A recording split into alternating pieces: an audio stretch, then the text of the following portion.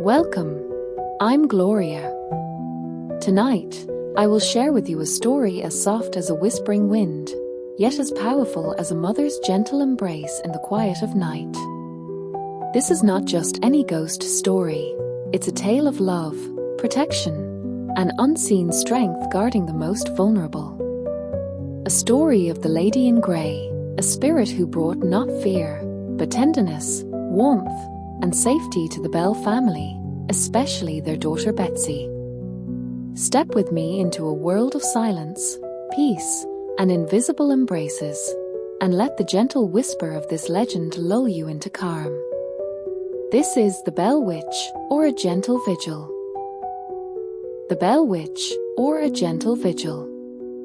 In the quiet hills of Red River, Tennessee, where the mist curls low around the fields at dawn and the trees whisper old secrets to the wind, there once lived a family whose name still echoes through the valleys, the Bells. Their land was vast and calm, stretching toward the horizon with golden crops, quiet creeks, and the gentle rustle of leaves. It was a place of peace, until the whispers began. The Bell family, led by John and Lucy Bell, were known for their kindness, faith, and strong bond. Their children laughed freely beneath the oaks, especially young Betsy, the heart of the household. With bright eyes and a tender smile, she brought warmth to everyone she met. But as twilight deepened earlier with each passing evening, something began to stir. It started softly, like a lullaby carried on the breeze, a voice, delicate and feminine, humming old hymns and lullabies when no one was near. Lucy Bell, always tuned to the unseen, said it felt familiar. Not threatening. More like a presence watching over them, as a mother would. Betsy, in particular, often felt the warmth of something unseen brushing her hair gently at night or a calming voice whispering just before sleep. Though some in town would later call it a witch, those closest to the Bell home sensed something far more complex. Not malevolent, but mourning. Not a curse, but a call to protect. A spirit born not of hatred, but heartbreak. The house itself seemed to breathe with the spirit's presence. Doors didn't slam. They creaked open gently during storms to let the wind pass through. The fire never extinguished in her presence. Instead, it burned soft and steady, like a guardian's watchful eye. Betsy began to speak of dreams, ones where a woman in grey walked among the trees, her voice low and melodic, warning of dangers unseen. "She's not scary," a Betsy whispered one night to her mother. "She feels like someone I knew before I was born." Lucy Bell, who had always trusted in things that could not be touched, sat quietly by the fire that night, her hand resting gently on Betsy's. She believed, as her grandmother once did, that the veil between worlds was thin here, and sometimes love refused to die with the body. The spirit never harmed the children. In fact, the youngest, little Drew, was once saved from drowning in the creek by an invisible force that pulled him gently to shore. When they arrived, he was sitting calmly on the bank, his clothes soaked but his smile wide. "The lady in the wind helped me," he said. It became clear that this was not a tale of terror, but of tethering. Something ancient and sorrowful had tied itself to the Bell family. Not to frighten, but to remain close, to protect. The townsfolk whispered behind closed doors. They feared what they didn't understand. And yet, they couldn't ignore the strange kindness that followed the Bells. Crops grew better on their land. Illnesses faded faster in their home. Visitors often claimed to feel unusually at ease while resting in the Bell house, as though a gentle hand had smoothed away their worries. But not everyone welcomed the unseen. John Bell began to worry. He was a man of logic and faith, and the idea of a spirit living beneath his roof troubled him. "We mustn't invite what we cannot understand," he told Lucy. But Lucy only nodded, quietly lighting a candle and placing it by the window each night. "Perhaps it's not us who invited her," as she said softly. "Perhaps she has always been here, watching." Betsy's dreams deepened. She spoke of a dark shape in the woods, one the lady in grey tried to shield her from. "She keeps it away," Betsy said. "She tells it to go back where it came from." And so the spirit, though unseen, became a sentinel. A gentle force cloaked in sorrow, humming lullabies through the rafters and standing unseen at the door each night, as if warding off the night itself. One winter, when Betsy fell ill with a fever that left her skin cold and her breaths shallow, the entire household feared the worst. The doctor came and left with a grim face. "Keep her warm," he said, though hope had begun to flicker. That night, Lucy sat by Betsy's bed, holding her daughter's hand, when a strange warmth filled the room. The candle by the window flared brighter, and a soft voice began to hum. Not a lullaby this time, but a hymn, old and slow, with notes that wrapped around the walls like threads of gold. Betsy stirred. Her cheeks flushed with colour, her breathing deepened, and her hand clutched her mother's more tightly. In the morning, the fever was gone. Word spread, but Lucy said nothing. Some might call it miracle, others magic. But Lucy knew in her heart that the woman in grey had been there all along, watching, waiting, guarding. "And Betsy?" She smiled faintly as she looked toward the window.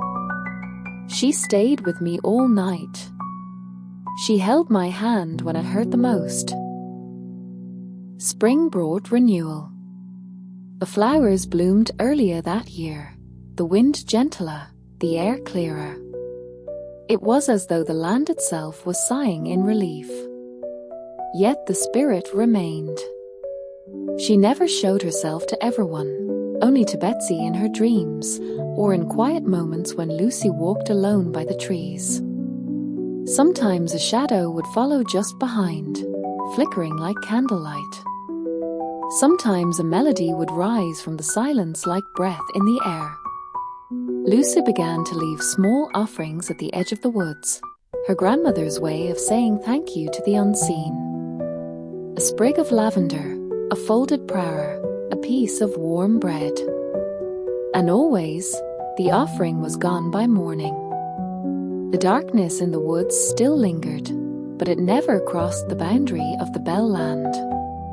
The lady in grey had claimed the space, and within it, no harm would pass.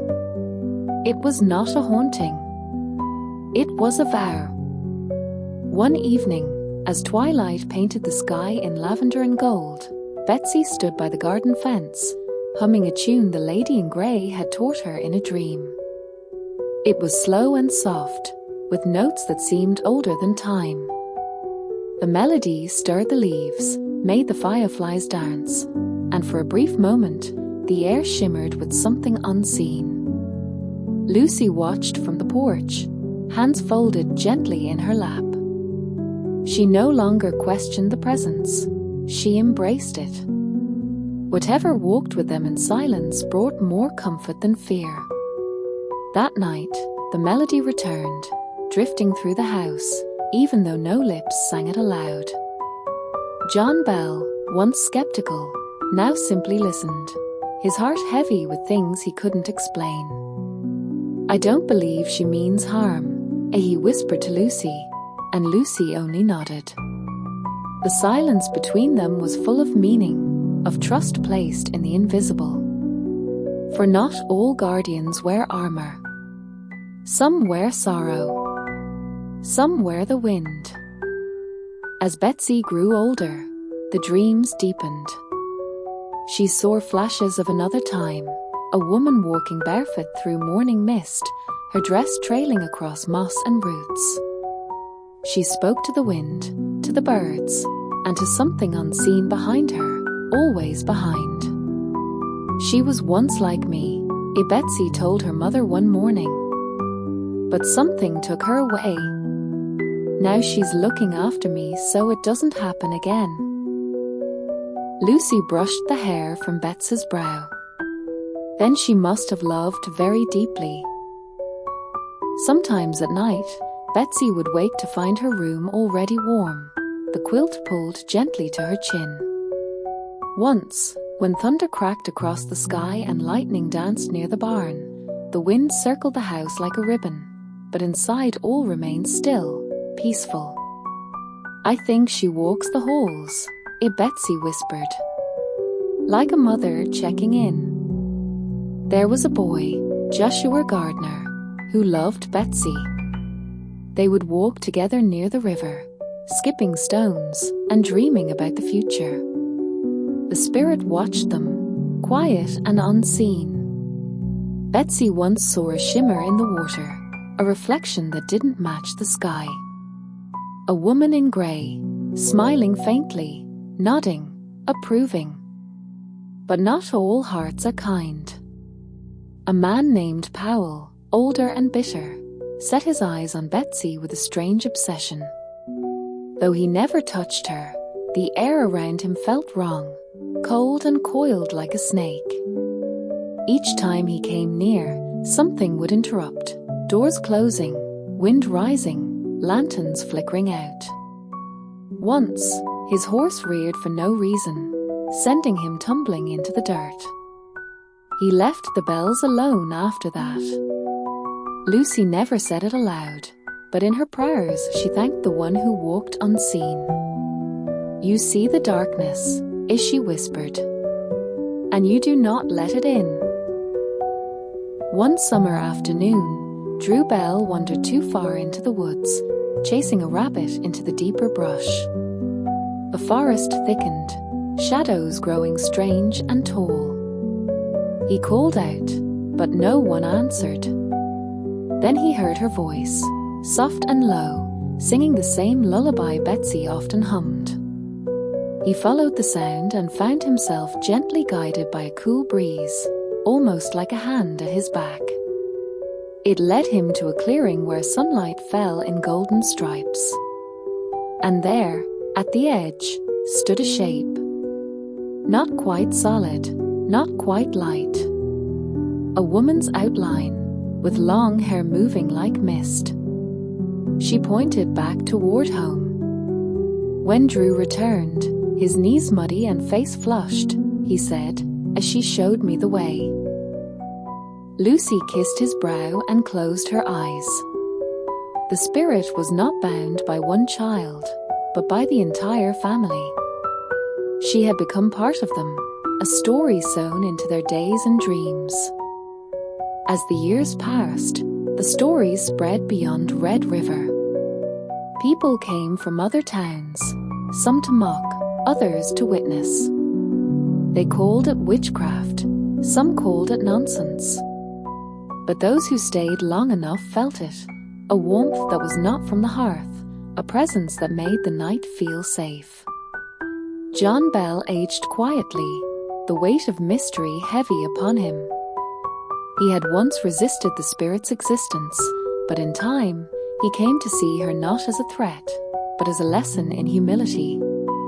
Some things, he said one evening by the fire, he cannot be reasoned with. Only respected. And the spirit respected them in return, never crossing the line between comfort and chaos. She did not seek fear, only remembrance. Lucy once dreamt of the woman herself. She stood barefoot in a meadow of white flowers, her face both young and ancient. Her eyes held centuries, but her voice was soft as rain. I lost something long ago, the woman said. A child. A light. I don't want her to lose hers. Lucy reached out, but the dream dissolved like morning fog. Still, she awoke with tears in her eyes and a heart somehow fuller. The spirit had not chosen them at random. She had seen in Betsy what she had once held and lost, a daughter, perhaps. A reflection of love never forgotten. And now she watched, every night, from the veil that separates memory from time. As Betsy prepared to marry Joshua, the dreams became fewer. The spirit's humming grew distant, as though moving deeper into the trees. Betsy understood. "She's letting go," she said one evening. "She's proud, I think." Lucy smiled softly. Even spirits must rest. The night before the wedding, the air was perfectly still. No breeze, no crickets, only silence. Then, a single note rang through the rafters, a last lullaby played on wind. Betsy turned in her bed, whispering, a thank you, before drifting into the deepest, most peaceful sleep she had ever known. The wedding was quiet and full of light. Flowers draped the trees, laughter filled the fields, and even the wind seemed to dance. As Betsy walked down the path, a hush fell over the land, as if something old and sacred watched with joy. And just as she passed beneath the old oak, a sudden gust of warm wind swirled around her, lifting her veil for a moment like a kiss from the air. Lucy saw it. She placed her hand to her heart, tears welling. "She's here," she whispered. Just for a moment. Years later, when Betsy had children of her own, she would hum the same lullabies. She told them stories of a lady who walked between the trees, guarding those who could not guard themselves. Her daughter once pointed to a patch of sunlight in the woods and said, "There's someone there, Mama. She looks kind." Betsy only smiled. "She is." The spirit never returned in full. But sometimes, on quiet nights, the wind would sing, and a familiar warmth would bloom near the windows. And so the tale of the Bell Witch, once spoken with fear, found its truer form, a whispered legend of love, of sorrow, and of unseen protection. She was not a ghost to banish, but a memory to honor. A lullaby carried on Tennessee wind. A hand reaching across time. A watchful eye when darkness nears.